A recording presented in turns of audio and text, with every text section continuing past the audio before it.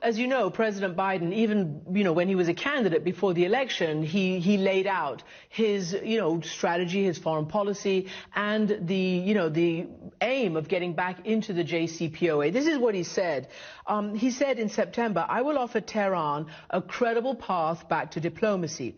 If Iran returns to strict compliance with the nuclear deal, the United States would rejoin the agreement as a starting point for follow-on negotiations. With our allies, we will work to strengthen and extend the nuclear deal's provisions while also addressing other issues of concern." There's a lot in there. Is that a deal Iran could take up? Well, you see, first of all, the United States needs to establish its bona fides to come back to the nuclear deal.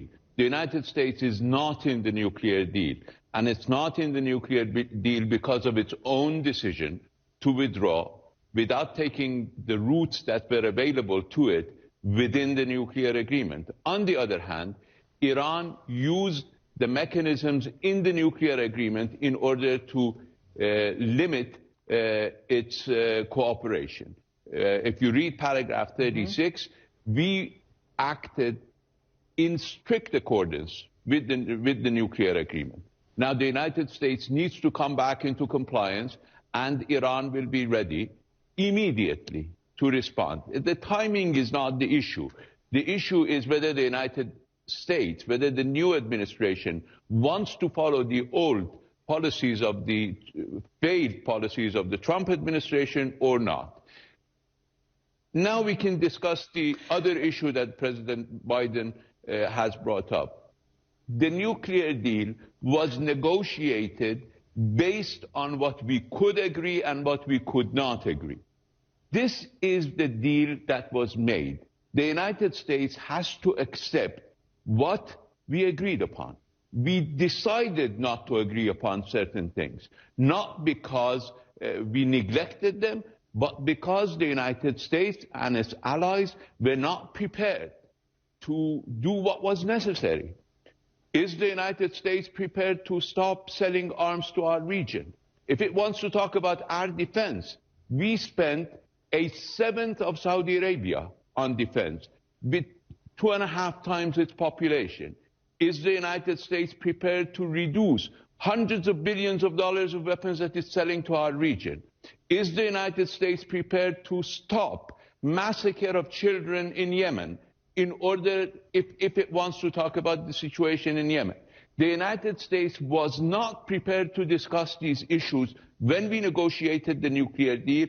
That is why we agreed to limit the deal. We paid the price. You know, our restrictions on Iranian purchase of arms was extended for 5 years. It was just removed in October because we did not agree on regional issues, nor did we agree on missile issues. We have already paid the price. The nuclear deal is clear about them. In 2020, in October 2020, the issue of arms limitations ended, cleared. In 2023, the issue of missiles will be cleared because according to previous resolutions, missiles were a problem if Iran had the capability of producing nuclear warheads. Now, clearly, the nuclear accord will prevent us from producing nuclear warheads, so the issue of missiles will be immaterial, irrelevant anymore. So look, there's a lot out there, and it is quite complex. So I just want to go to the enriched uranium, because you yourself, in your most recent article, have said the Trump administration's campaign of maximum pressure has coincided with the expansion of our stockpile of low-enriched uranium from 660 to 8,800 pounds, and the upgrading of our centrifuges from the older models to the far more powerful new models. You know that the U.S.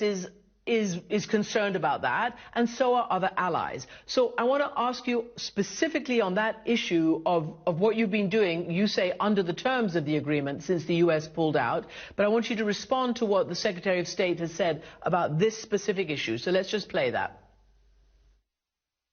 If Iran comes back into full compliance with its obligations under the JCPOA.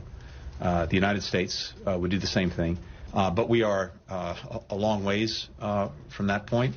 Iran is out of compliance on a number of fronts, and it would take some time, should it make the decision to do so, for it to come back into compliance, and time for us then to assess whether it was meeting its obligations. So we're not there yet, to say the least.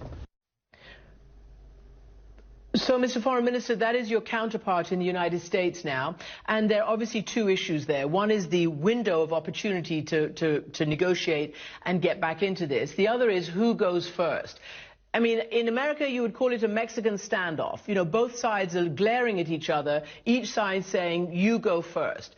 Do you see the possibility of a mechanism that can bridge that gap, whereby you go back to compliance and they go back to compliance at the same time? Or are we going to be stuck in this who's on first for a while?